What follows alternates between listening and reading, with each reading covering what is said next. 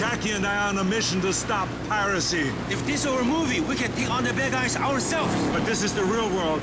We need your help. Did you guys know that piracy is a crime? And did you know that crimes are illegal? And did you also know that that anti-piracy ad actually increased piracy? I wonder why. It's almost like punishing the people who did legally pay for your product instead of the people who can just download it for free without the unskippable ad was a bad idea. Who would have thought? I would honestly love to do a video talking about anti-piracy PSAs one day because there is just so much ground to cover with them. But I thought I should just start with anti-piracy measures in video games because just that in itself is such a huge topic to cover. I'm sure people will remember from last year when there was that huge wave of like fake anti-piracy screens being made that kind of came off the back of that whole like Super Mario 64 is personalized trend that I absolutely loved. So obviously people do have a bit of an interest in this topic, albeit in a bit more of like an embellished and exaggerated creepypasta kind of way. With a lot of the fake ones, they take inspiration from like the Sonic CD Fun as Infinite-esque sort of screen. You had fake examples like with Nintendogs that would fucking kill your dog in front of you, whereas in reality I think it was closer to like a screen that just said piracy bad.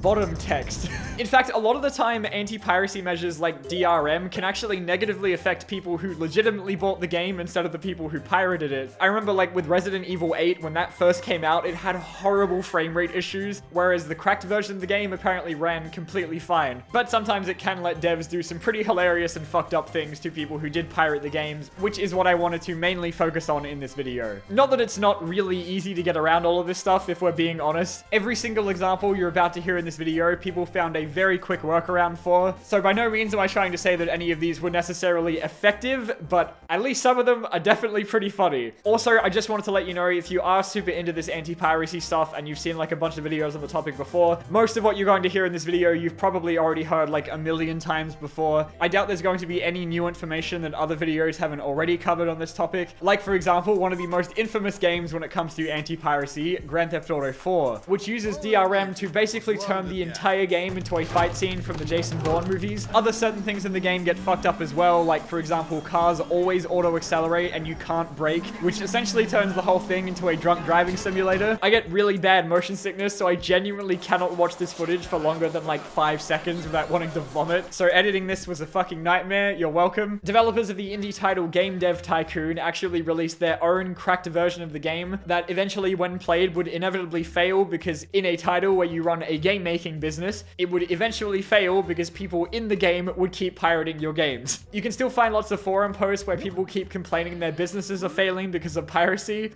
Are these people dumb? There was a glitch in The Sims 4 that was heavily speculated to be an intentional anti-piracy measure by EA, where like the blur effect that's just supposed to cover your Sims' dick and balls whenever they take a shit or whatever, gradually would take up the entire screen to make the whole thing look like a Japanese video. I don't think it was ever officially confirmed by EA whether they did or did not do it on purpose, but like apparently it also leaked into some official copies of the game as well, so oops. Along with GTA 4, one of the funniest and most legendary anti-piracy measures was in Serious Sam 3, which spawns an unkillable giant scorpion man with guns that endlessly chases you around the game at the speed of light and kills you until you give up. You can still beat the game with the cracked version though, because I found this video from a guy who managed to speedrun the entire game just by continually running and not stopping at any point, which is unbelievably entertaining to watch because like every 2 minutes or so you can see the scorpion just randomly appear trying to kill him. The Nintendo DS actually had a lot of issues with piracy, as if you remember those like chips that were going around that contained like every DS game ever made on them. I remember I knew so many kids in middle school that had one and I was so jealous with my boring ass legally purchased games. So Nintendo started trialing out a few anti-piracy measures in future games to try and get around this. Like with certain games that would soft lock at a certain point and not let you progress, like with Bowser's Inside Story that would freeze at the file select screen. Pokemon obviously being one of the most popular games to pirate.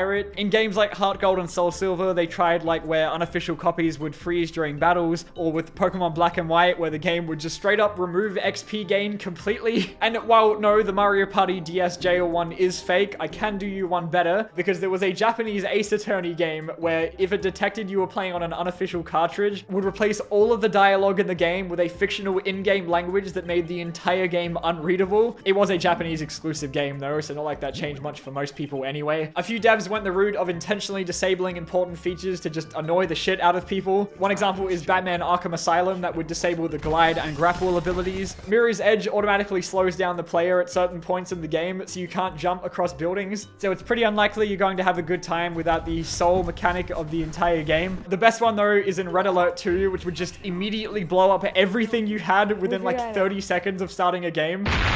For the release of the original Dark Souls, for people who somehow got the game early, From Software had to manually invade players' games with like cheated max level phantoms to basically endlessly murder them until the proper release date. The problem was though that apparently some Japanese retailers accidentally released the game a little bit too early, so most of these people had legitimately purchased the game and were still being punished for it. I couldn't actually find a whole lot of information about this one and like the legitimacy of it actually happening outside of like a couple gaming news sites reporting on it and like this one alleged screenshot of one of the cheated phantoms that invaded someone's game. So, you know, take this one with your usual grain of salt, but I would not put it outside the realm of possibility from the guys who made Dark Souls. Back in the day with older games, copy protection was a lot more archaic, but at the same time, a lot more fun. Anti-piracy measures back then generally involved like typing a code into the game that you'd find in like the manual. With games like The Secret of Monkey Island, for example, having this dial that was included that you had to like match the face that came up on screen to get the proper code to get the game to start. It did mean though that if you didn't have the manual or you inputted the code incorrectly, the game would treat you like a wanted criminal. In Zack McCracken and the Alien Mindbenders on the Commodore 64, if you failed to put in the code or entered it incorrectly enough times, you'd be thrown in pirate jail and endlessly roasted by a guard until you turned off the game.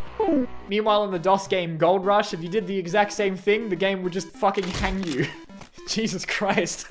Alan Wake and Quantum Break had a much more relaxed approach to anti-piracy measures, where they would apparently ask you very nicely in the loading screens to please buy the game, but I couldn't actually find any footage of that happening, so you're just gonna have to imagine it. And giving both protagonists an eye patch that they'd be stuck with throughout the entire game. It doesn't actually do anything though, except remind you of your shame. Skullgirls didn't do anything too crazy to pirated copies of the game, but they did include an incomprehensible message in the end credits that caused some people to actually ask the devs about it on Twitter, to which they would be instantly told to just buy the fucking game. I read through this whole thing on Twitter and it's actually kind of like a wholesome interaction. The guy seems genuinely apologetic once he gets called out. Like for Twitter at least, it was nice to see. Gmod did something similar, but it wouldn't actually let you boot the game without giving you an error that said the game was unable to shade polygons, along with like a random batch of numbers that some people copied when asking for help on the Steam forums, which turned out to all be a part of the creator Gary Newman's plan, as in a Christopher Nolan style plot twist, it turned out that these random numbers were actually their Steam ID and allowed him to easily identify which people had pirated the game so he could ban them, which is kind of ingenious, honestly. There was a pretty prominent myth in the gaming community about anti-piracy long before any of like the fake screen stuff that I remember coming across online as a kid, where like in a certain ROM of Pokémon FireRed, an NPC would basically tell pirates to kill themselves, which has been debated a lot as to whether it was legitimate or not, or just a fake screenshot. Nobody at any point thought it was actually put there by Game Freak, but the argument was that maybe it was added there by like the people who made the ROM. But apparently this one actually is real on like a very specific ROM of the game. Don't quote me on that, but I did read something along those lines.